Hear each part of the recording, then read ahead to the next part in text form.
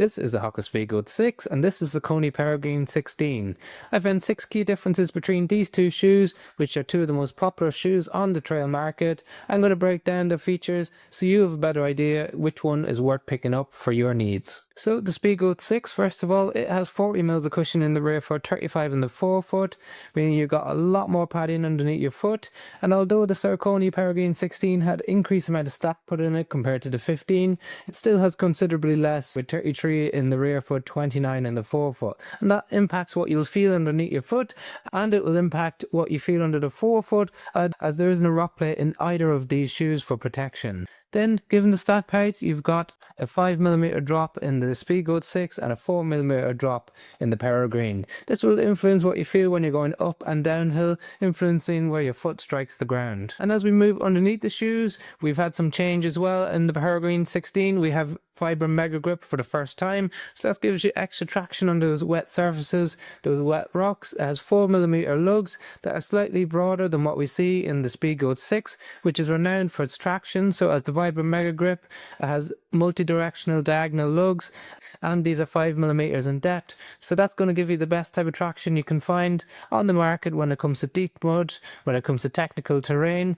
and the fit on top will influence this as well, and we'll touch on that in a moment. But moving on to the cushioning, we've got the classic CMEVA cushioning in the HOKA that we see in most of their shoes, except this is exceptionally firm compared to most of their brands, especially when we compared it to the Stinson 7 and the Challenger 8. So really firm feel underneath your foot, which gives you excellent ground contact feel. In the Peregrine 16, they've added more foam compared to the 15, so you've got a much softer feel underneath your foot, a little bit more comfort focused than what we get in the Speedgoat 6, and as a result it's a little bit bouncier, a little bit springier, where we've got this firm, hard, responsive feel in the Speedgoat 6. And as we move up the shoes, we had a new redesigned upper on the Peregrine 16.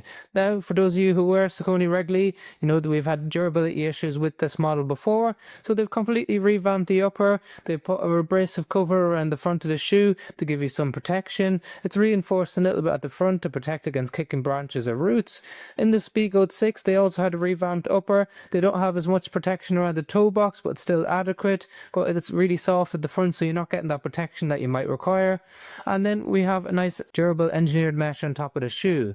There's a really thin tongue on the Speedgoat 6, which is something that we didn't like in this model, as it gives a little bit of a bite or a pinch at the front of the shoe if you're sensitive to that, whereas we've got a much more padded tongue on the Peregrine 16. And when it comes to the fit, they're both true to size and length, but the widths are completely different. So in the Peregrine 16, we've got ample space in that toe box, so enough to allow your toes to splay. The Speedgoat 6 is a very tapered, very narrow fit on top of the shoe, so for those of you with a broader foot, you may not enjoy the normal size in the Speedgoat 6, as it really wraps around that small toe very quickly. And then when it comes to performance, so they're both two of the most popular shoes when it comes to medium to long distance running. You can use them as hiking shoes as well for more technical terrain. When it comes to those technical terrain when running, well, you've got slightly better grip underneath the shoe in the Speedgoat 6, and it's also got that narrower fit, which means that it's a bit more nimble and agile for fitting into cracks and crevices, for planting your foot and getting some grip on your toes.